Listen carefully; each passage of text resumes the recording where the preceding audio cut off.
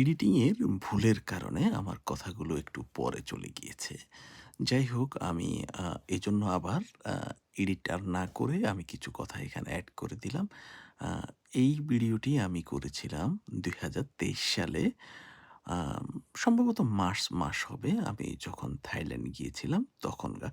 এটি পাতায়া থেকে coral island গিয়েছিলাম সেখানকার ভিডিও। এই ভিডিও নিয়ে কিছু কথা আমি ইতিমধ্যে বলেছি। সেগুলো পরে, এখনই সেগুলো হয়তো ২০২৩ শুনতে সালে হবে। থাইল্যান্ড গিয়েছিলাম খুব অল্প সময়ের জন্য। তখন আমি ব্যাংকক এবং পাতায়াতে গিয়েছিলাম, যদিও বেশিক্ষণ থাকা হয় নাই। থাইল্যান্ডের পাতায়ার কোরাল আইল্যান্ডে সি ওয়ার্কিং বা স্কুবা ডাইভিংয়ের অভিজ্ঞতা ছিল এক অসাধারণ।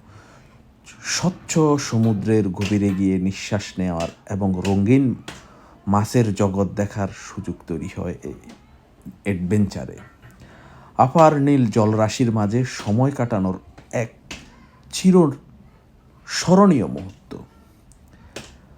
ওখানকার বৈচিত্র্যময় সমুদ্র জীবন আসলেই আমাকে মুগ্ধ করেছে। হয়তো কোনো এক সময় হয়তো আবার যাব, কিন্তু থাইল্যান্ডে অনেক ঘোরার জায়গা আছে। আমি বিশেষ করে ইউরোপের অনেক দেশ ঘুরেছি, এশিয়ার অনেক দেশ ঘুরেছি, কিন্তু আমার কাছে থাইল্যান্ডটা কেন জানি অনেক বেশি সুন্দর লেগেছে। মালয়েশিয়াটাও ভালো লেগেছে, এবং ইন্ডিয়ার কথা তো না বললেই হয় না। ইন্ডিয়াতে আমার আরও যেতে হবে এবং আরও যাব। ইন্ডিয়া বিশাল এক দেশ, বিশাল সুন্দর। তবে থাইল্যান্ড বেশ ভালোই। আমি মালদ্বীপও গিয়েছি। মালদ্বীপও পানিগুলো খুব স্বচ্ছ, সুন্দর। কিন্তু থাইল্যান্ডে আপনি সব কিছুই পাবেন অসাধারণ এক কথায়।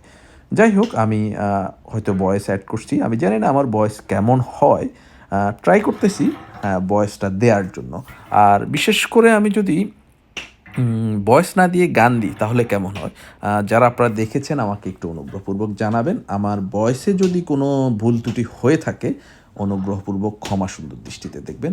সবাই ভালো থাকবেন। আসসালামু আলাইকুম।